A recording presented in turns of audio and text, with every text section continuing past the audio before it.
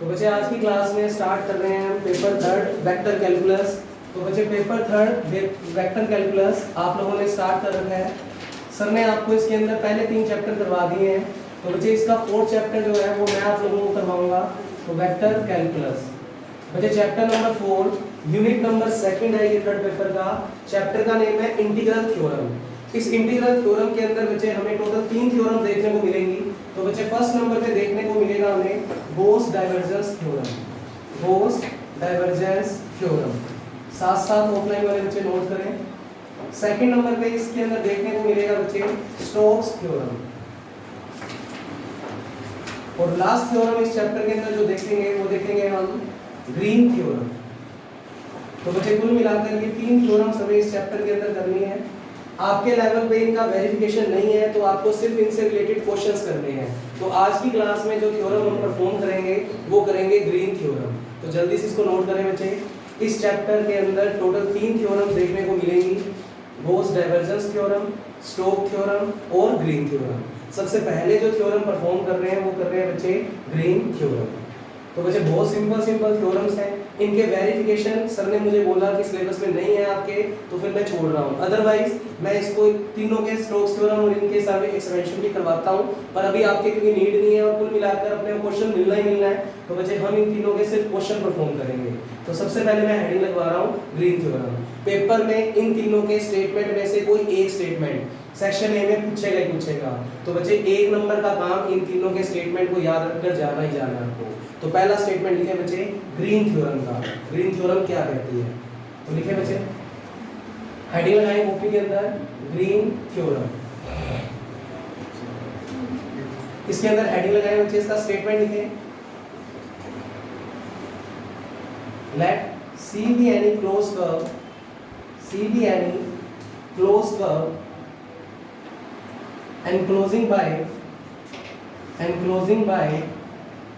region S and Tx, y, Qx, y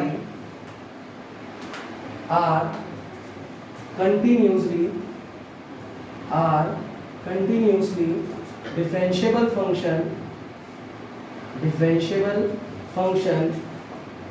in region S,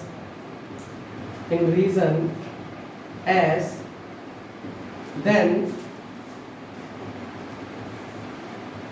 double integration S del q upon del x minus del p upon del y into dx into dy is equal to line integration p dx plus q dy। क्योंकि बच्चे आप लोग integration की book perform कर चुके हो और उसमें आपने डबल इंटीग्रेशन सीख लिया होगा। तो बच्चे ये हमारे लिए कोई नई चीज नहीं है। डबल इंटीग्रेशन का साइन आ रहा है तो ये किसको रिप्रेजेंट कर रहा है, डबल इंटीग्रेशन।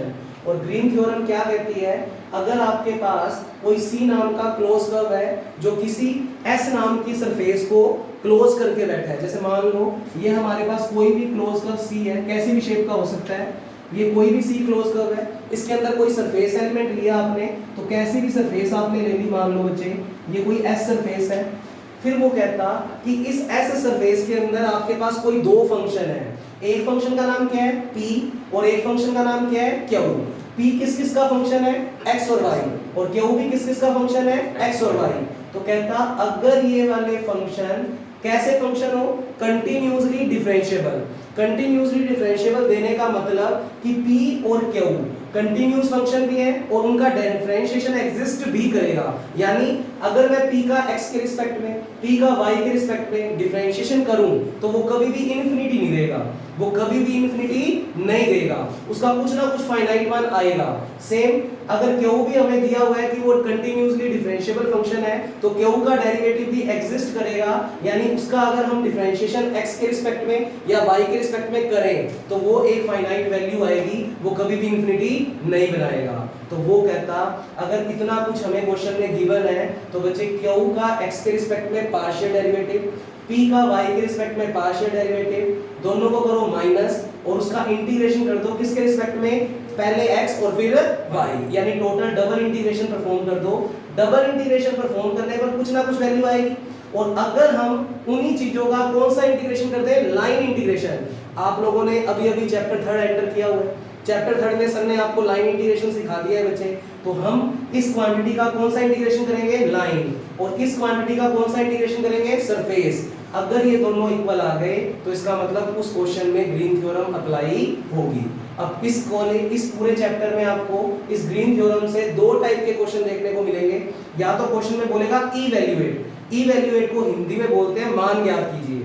बच्चे अगर सिर्फ मान ज्ञात करना है तो आपकी मर्जी है, या तो आप एलएचएस को सोल्व कर लो या आप आरएचएस को सोल्व कर लो, आपको इस पूरे इंटीग्रेशन की क्या मिल जाएगी, वैल्यू। पर अगर वो क्वेश्चन में कहता है कि ग्रीन थ्योरम को वेरीफाई करो, तो बच्चे वेरीफाई करने के केस में हमें एलएचएस को भी सोल्व करना पड़ेगा, आरएचएस को भी सोल्व करना पड़ेगा, और इन दोनों की वैल्यू अगर इक्वल आ गई तो हम कहेंगे इस क्वेश्चन में ग्रीन थ्योरम क्या हो रही है, वेरीफाइड। वापस इस ग्रीन थ्योरम में हमें कितने टाइप के क्वेश्चन देखने को मिलेंगे, दो। या तो वो कहेगा इवैल्यूएट, इवैल्यूएट जब भी कहेगा तो मैं सरफेस इंटीग्रेशन करूंगा। मैं कौन सा इंटीग्रेशन करूंगा, सरफेस, और बस वैल्यू निकाल दूंगा, ये हमारा इंटीग्रेशन हो गया। पर अगर वो क्वेश्चन में कहेगा वेरीफाई ग्रीन थ्योरम, तो आपको एलएचएस भी सोल्व करनी पड़ेगी और आरएचएस भी, और अगर दोनों इक्वल आए तो हम कहेंगे इस क्वेश्चन में ग्रीन थ्योरम वेरीफाई हो रही है, आप अप्लाई कर सकते हो। बच्चे सेक्शन सी में 6 मार्क्स का एक क्वेश्चन इन तीन थ्योरमों में से आना ही आना है, यानी जो चैप्टर 3 और चैप्टर 4 है उसका भी इंपॉर्टेंट रोल जो रहेगा वो चैप्टर 4 में रहेगा। बच्चे 3 में से एक थ्योरम का क्वेश्चन पेपर में पूछेगा ही पूछेगा। तो आज की क्लास में मैं आपको कौन सी थ्योरम करवा दूंगा बच्चे, ग्रीन थ्योरम। 4 या 5 दिन का चैप्टर है, इंपॉर्टेंट है। सेक्शन सी में आपको 12 नंबर, सेक्शन बी में 4 नंबर, यानी 16 नंबर दिलवाएगा ही दिलवाएगा, और सेक्शन ए में 3 डेफिनेशनों में, मतलब 3 थ्योरम में है, उन तीनों के अगर स्टेटमेंट याद कर जाओगे तो 1 नंबर वो भी पक्का हो गया। तो 17 से 18 नंबर की वेटेज बच्चे ये अकेला चैप्टर रखता है। इसका एक एक क्वेश्चन करवा दूंगा, तुम लोगों को समझ भी आ जाएगा। तो एक बार मेरे लिए फटाफट से रिजल्ट याद करो। बच्चे क्यू का किसके रिस्पेक्ट में, एक्स के, पी का किसके रिस्पेक्ट में, वाई के। ये कौन सा साइन लगा हुआ है, पार्शियल। पार्शियल का मतलब अगर मैं क्यू का एक्स के रिस्पेक्ट में करूंगा तो y as a constant, P का वाई के रिस्पेक्ट में करूंगा तो एक्स एज अ कांस्टेंट। दोनों वैल्यूज निकालकर उनको क्या कर दूंगा, माइनस, और उसका इंटीग्रेशन कर दूंगा किसके रिस्पेक्ट में, dx dy। अब बच्चे डबल इंटीग्रेशन लगाया है, इसका मतलब यहाँ पर किसकी लिमिट लिखूंगा, x की, और यहाँ पर किसकी लिमिट, y की। अब डबल इंटीग्रेशन आप थोड़ा सा देख सकते हो, तो आपको स्लिट्स वगैरह काटनी आती होगी, फिर भी नहीं आती होगी तो मैं इसमें फिर से एक्सप्लेन कर दूंगा बच्चे। तो हम सरफेस इंटीग्रेशन करेंगे और आंसर वेरीफाई करेगा तो लाइन इंटीग्रेशन भी करेंगे। अब लाइन इंटीग्रेशन आपने थोड़ा बहुत पढ़ लिया होगा, 1-2 क्लासों में सर से और पढ़ लोगे तो फिर आपको इसमें कोई दिक्कत नहीं आने वाली। वैसे भी मैं इसको डिटेल में करवाऊंगा, मेरे को नहीं पता आपने चैप्टर 3 में कितना पढ़ लिया, तो मैं इसको डिटेल में करवाऊंगा। बोलो फटाफट, ग्रीन थ्योरम का स्टेटमेंट याद हो गया।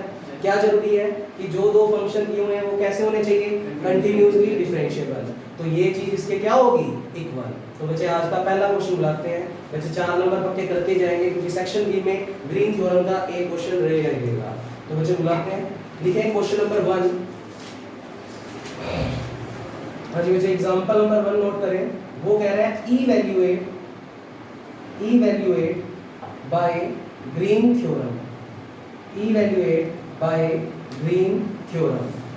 और आपको दिया हुआ है इंटीग्रेशन सी e की power -x sin y into dx plus e की power -x cos y into dy। और बच्चे हमें कहता है where c is any closed curve, c is any closed curve with vertices।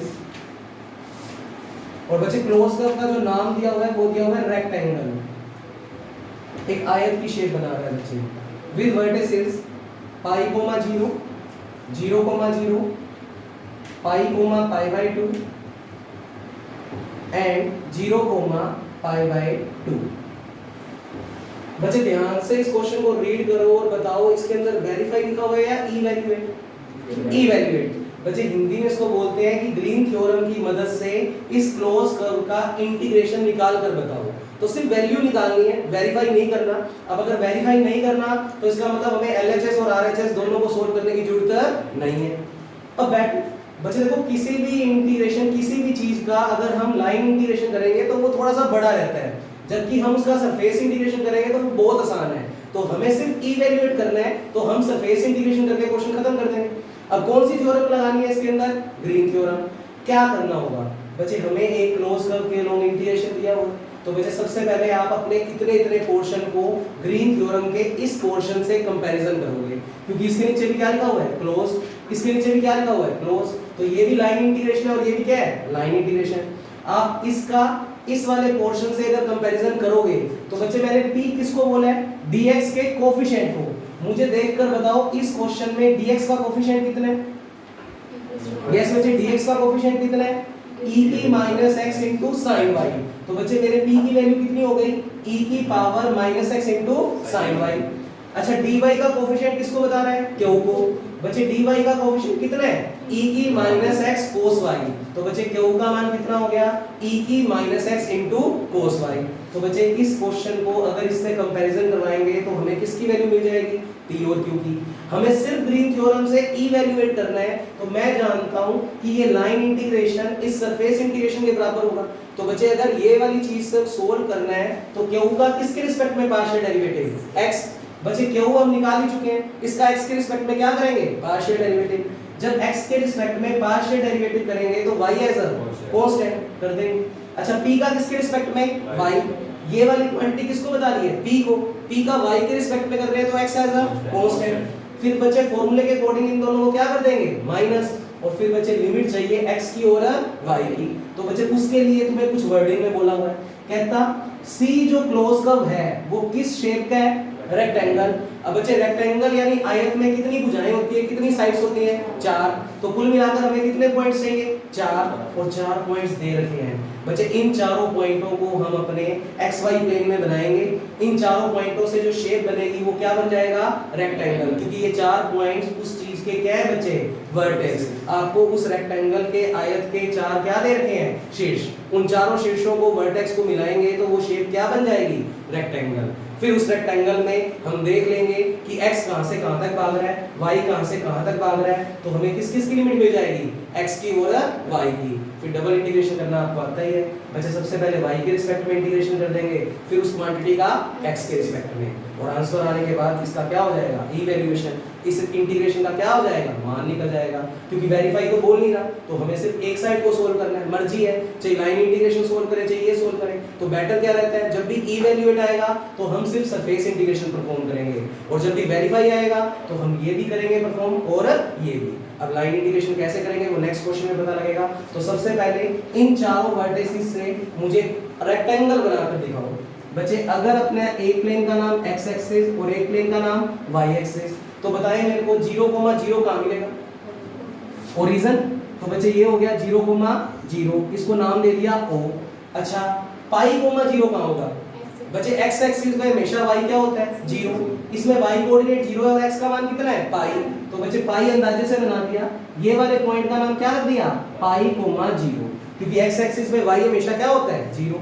Next बच्चे पाई 2 बताओ, उससे पहले इसको बना लो ज्यादा बेटर होगी बच्चे, 0,π/2 x का मान कितना है 0 और y का मान कितना है π/2, बच्चे कौन सी ऐसी एक्सिस होती है जिसपे x 0 होता है y एक्सिस, तो x का मान 0 और y का मान π/2, तो अंदाजे से बना दिया बच्चे ये वाला पॉइंट 0,π/2, बोलो क्लियर है बच्चे। उसके बाद बताओ मेरे को π/2 बच्चे, x का मान कितना पाई और y का मान कितना π/2, ये वाली से अगर एक लाइन ड्रॉ करूं पैरेलल तो बच्चे वो y का मान कितना रखेगी π/2, और इससे अगर पैरेलल एक लाइन ड्रॉ करूं तो उस पे x का मान हमेशा क्या रहेगा पाई, तो बच्चे कुल मिलाकर ये वाली लाइन और ये वाली लाइन जिस पॉइंट पर इंटरसेक्ट करेगी उस पॉइंट के कोऑर्डिनेट क्या होंगे पाई, π/2, बोलो इन चारों वर्टिसेस से तुम्हें रेक्टेंगल बनाना आ गया बच्चे। रेक्टेंगल बनाने के बाद कहीं ना कहीं प्लानिंग है कि मुझे x की लिमिट चाहिए और y की। अब तुम डबल इंटीग्रेशन वाला चैप्टर कर चुके हो तो तुम्हें इतना जोर नहीं आएगा लिमिटों को पता करने में बच्चे। मुझे बताओ x और y की अगर लिमिट लेनी है तो एक तो हम एक्सिस पे चलते और एक हम y एक्सिस के पैरेलल स्ट्रिप, बच्चे ये y एक्सिस है, क्लोज कर्व ये पूरा बन रहा है, तो y एक्सिस के पैरेलल स्ट्रिप हमेशा कहां से कहां ड्रॉ करते हैं लोअर टू अपर, नीचे से ऊपर की तरफ, ऊपर से नीचे कभी नहीं करते, हमेशा जो स्लिट कटेगी बच्चे वो नीचे से ऊपर। और जब तुमने चेंज ऑफ ऑर्डर वाला इंटीग्रेशन पढ़ा था बच्चे डबल में, तो उसमें क्या कांसेप्ट सीखा था, पहले अगर तुम y एक्सिस के पैरेलल ले रहे हो तो तुम जब ऑर्डर चेंज करोगे तो किसके पैरेलल लोगे x एक्सिस के, और जब x एक्सिस के पैरेलल लेते हो तो स्ट्रिप हमेशा कहां से कहां ड्रॉ करते हो लेफ्ट टू राइट, कभी भी राइट टू लेफ्ट हम ड्रॉ नहीं करते। तो ये कुछ छोटी छोटी बातें होती है जो आपने डबल इंटीग्रेशन में सीख रखी है। तो बच्चे एक्स एक्सिस पे मुझे बताओ मैं कहां से कहां तक चला इस क्लोज कर्व के अंदर। एक्स का मान 0 से लेकर कहां तक चला, पाई। तो बच्चे इस क्वेश्चन में एक्स की लिमिट 0 से लेकर पाई। वाई के लिए वाई एक्सिस के पैरेलल स्ट्रिप ड्रॉ कर दो, और स्ट्रिप हमेशा lower to upper, lower to upper. मुझे बताओ यहां पर वाई का मान कितना है, इस एक्स एक्सिस पे y हमेशा क्या होता है, 0। तो बच्चे लोअर लिमिट तो y की कितनी हो गई, 0। ऊपर में मैं यहां तक टकरा रहा हूं, और बच्चे यहां पर टकराने का मतलब y का मान इस लाइन पे देखो कितना है, π/2। तो ऊपर में y का मान कितना है बच्चे, π/2। तो x की लिमिट देखकर बताओ क्या मिली है। तो सॉल्यूशन लिखने का तरीका बच्चे सबसे पहले इसको बुला लो, तो पहले इतना काम नोट करो फिर इसको लिखते हैं बच्चे। तो बच्चे सारा ओवरव्यू आपको इस ग्रीन थ्योरम का दे दिया मैंने। इसके अंदर सबसे पहले जो भी आपको लाइन इंटीग्रेशन दिया होगा उसको आप अपनी स्टैंडर्ड फॉर्म से कंपैरिजन करोगे। किस किस के मान मिलेंगे आपको, p और q के। जैसे ही आपको क्वेश्चन में p और q मिल जाएगा उसके बाद आपको जो भी वर्टिसेस दे रखे होंगे उसके अकॉर्डिंग आप डायग्राम प्लॉट करोगे। वो डायग्राम प्लॉट करने के बाद आप स्लिट्स काटोगे। स्लिट्स के लिए आप x को देखोगे कहां से कहां तक चल रहा है और y कहां से कहां तक। अब तो बस फाइनली इतने इतने पोर्शन को बुलाएंगे और इसके अंदर सारा वैल्यू रख के इसको सोल्व कर देंगे। तो बच्चे सॉल्यूशन में लिखना स्टार्ट करें।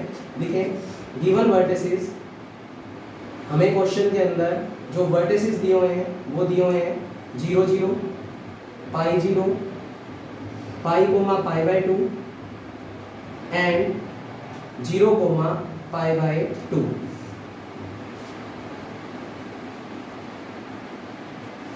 नाउ जो भी आपको इंटीग्रेशन क्वेश्चन में दिया होगा उसको बुला लो। e की minus x sine y into d x plus e की power minus x cos y into d y. Compare with, इस क्वांटिटी को आप हमेशा कंपेयर करेंगे बच्चे, क्योंकि ग्रीन थ्योरम लगाने को बोल रहे हैं तो इसको कंपैरिजन करवाओगे आप बच्चे। Integration P d x plus integration Q d y. बच्चे dx का कोफिशिएंट किसको बता रहा है, p को। तो यहाँ पर dx का कोफिशिएंट ये कुछ है तो ये किसका मान है, p का। तो लिखे here p is equal to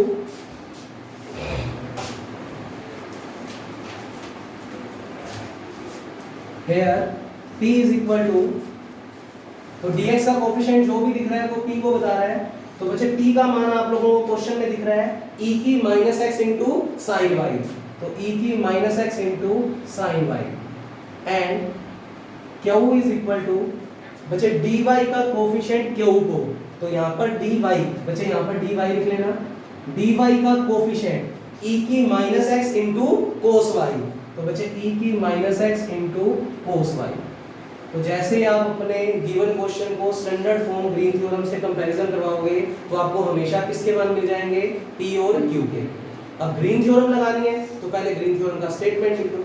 तो बाय ग्रीन थ्योरम, और सिर्फ इवैल्यूएट करना है तो हमें सिर्फ किसी एक पोर्शन को सोल्व करना है।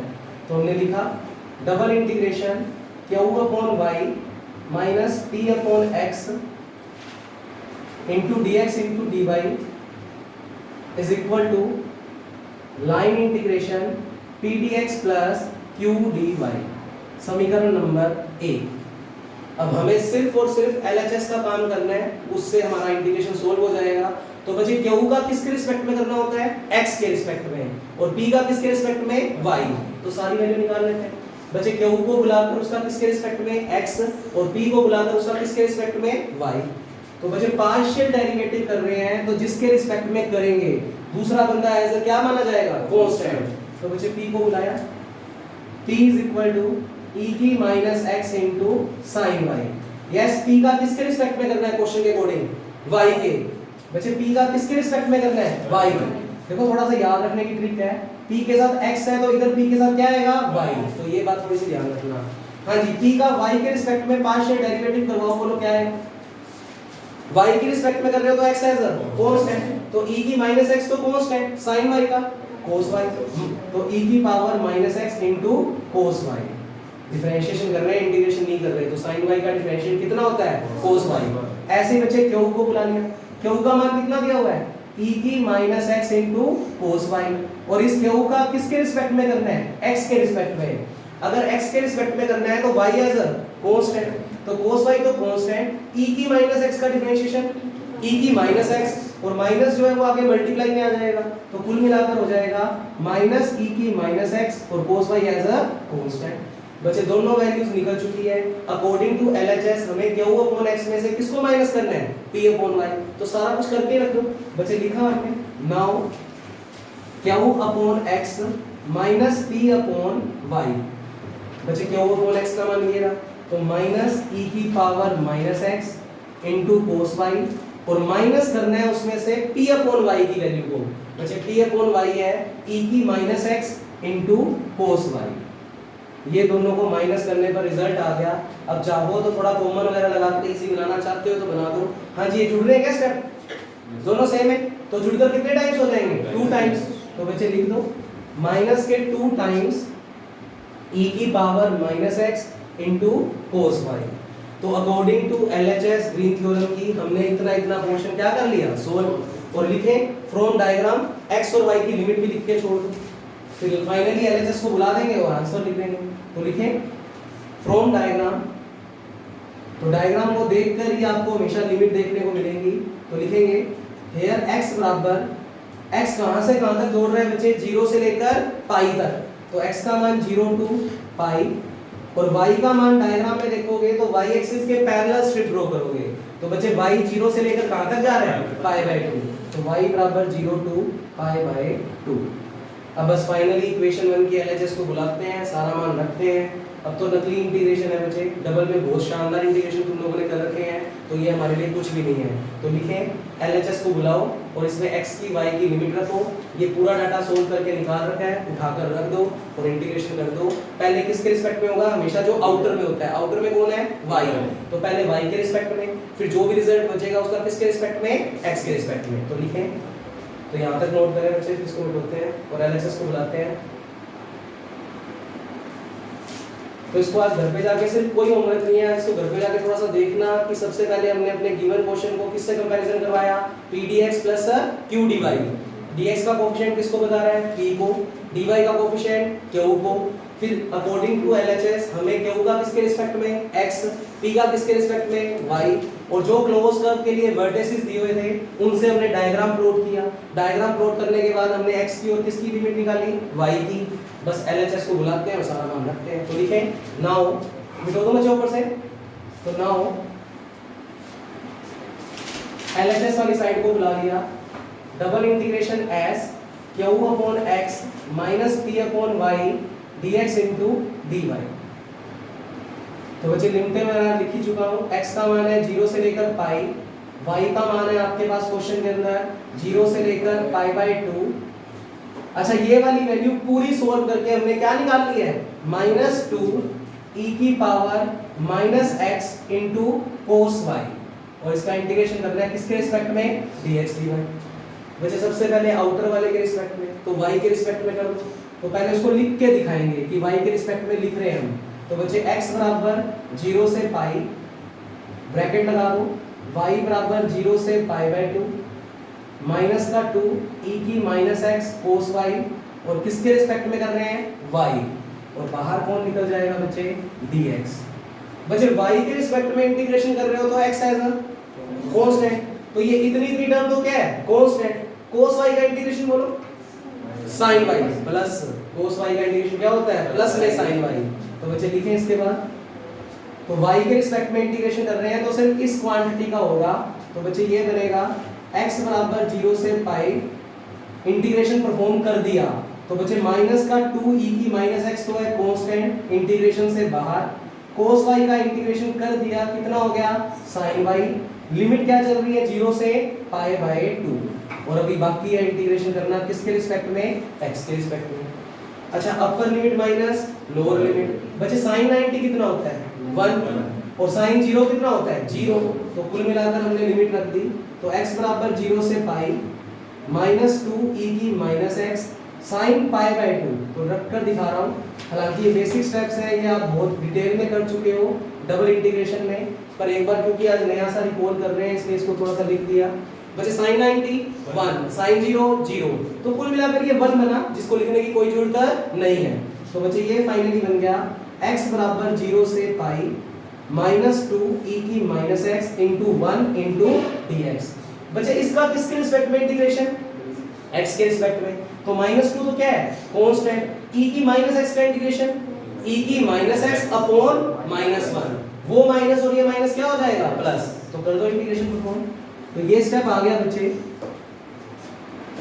x बराबर 0 से पाई, -2 एज इट कांस्टेंट है बाहर कर दो, तो माइनस का 2 बाहर हो गया, इसका इंटीग्रेशन हो गया e की -x अपॉन -1, लिमिट चल रही है 0 से पाई, माइनस माइनस प्लस, तो ओवरऑल बन गया बच्चे 2 e की पावर -x 0 से pi, upper limit minus lower limit, बच्चे पाई रखेंगे तो पाई रखा जाएगा, तो 2 e की पावर -पाई, और माइनस करके लोअर लिमिट, बच्चे 0 रखेंगे तो e की 0 क्या होता है 1, किसी की पावर 0 क्या होता है 1, तो नेक्स्ट स्टेप में लिख के दिखा देंगे e की पावर -पाई -1, ये इसका फाइनल क्या हो गया बच्चे आंसर।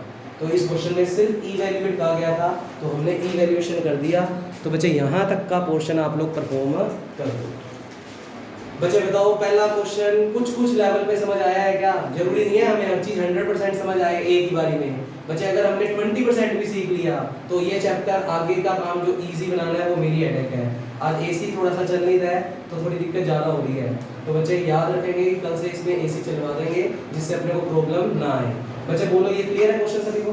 तो बच्चे एक क्वेश्चन आज तुम्हें होमवर्क देके जा रहा हूँ, वो क्वेश्चन आप घर से करके लाओगे, उसमें भी सिर्फ इवैल्यूएशन करना है। तो आपको कुल मिलाकर सरफेस इंटीग्रेशन यानी डबल इंटीग्रेशन परफॉर्म करना है। स्टेप्स बताओ इसके क्या क्या बताए आपको। सबसे पहले जो भी अपने को क्वेश्चन में दिया होगा क्लोज कर्व के लॉन्ग, उसका आप pdx + qdy से क्या करवाओगे कंपैरिजन। जब कंपैरिजन करोगे तो किस किस के मान मिलेंगे d और q के।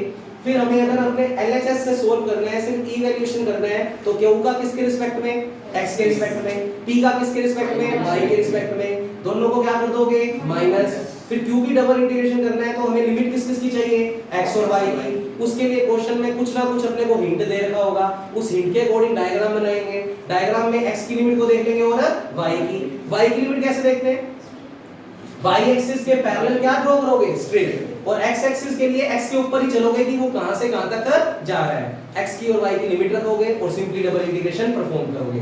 तो मैं आप लोगों के लिए क्वेश्चन लिख के जा रहा हूं, ये आप लोग परफॉर्म करोगे, क्योंकि कुछ बच्चों के पास बुक्स नहीं है, कुछ बहाना लगा देते हैं कि हमें होमवर्क समझ में नहीं आया।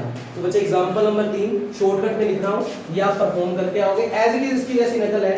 तो एग्जांपल नंबर 3 वो कह रहा है इवैल्यूएट, इसमें भी सिर्फ और सिर्फ हमें इवैल्यूएशन करनी है बाय ग्रीन थ्योरम, और आपको लाइन इंटीग्रेशन दिया हुआ है बच्चे x² - cos hyperbolic y into dx plus y plus sin x into dy, और जो c कर्व दिया हुआ है वो दिया हुआ है एक रेक्टेंगल, और रेक्टेंगल दिया हुआ है तो आपको 4 वर्टिसेस दे रखे हैं 0 0 पाई कोमा 0 पाई कोमा 1 और 0 कोमा 1। अब बच्चे ये क्वेश्चन आपसे बिल्कुल हो जाएगा पर एक जगह जाकर अटक जाओगे, वो अटकने वाले स्टेप मैं नोट के रूप में पहले ही बता देता हूँ, तो फिर आपसे ये क्वेश्चन बिल्कुल आसानी से हो जाएगा। अच्छा मेरे को बताओ इन चारों वर्टिसेस से रेक्टेंगल बना लोगे? बना लेना। x की लिमिट देख लेना और किसकी लिमिट देख लेना y की, बड़े आराम से देख पाओगे। अच्छा p और q बताओ, dx का कोएफिशिएंट किसको बताता है p को, p का मान कितना है x² - cos hyperbolic y, q का मान कितना है y प्लस sin x। बच्चे इसका मतलब p का मान है x² - cos हाइपरबोलिक y, घर से करके लाओगे प्रॉपर तरीके से, सिर्फ हिंट दे रहा हूं।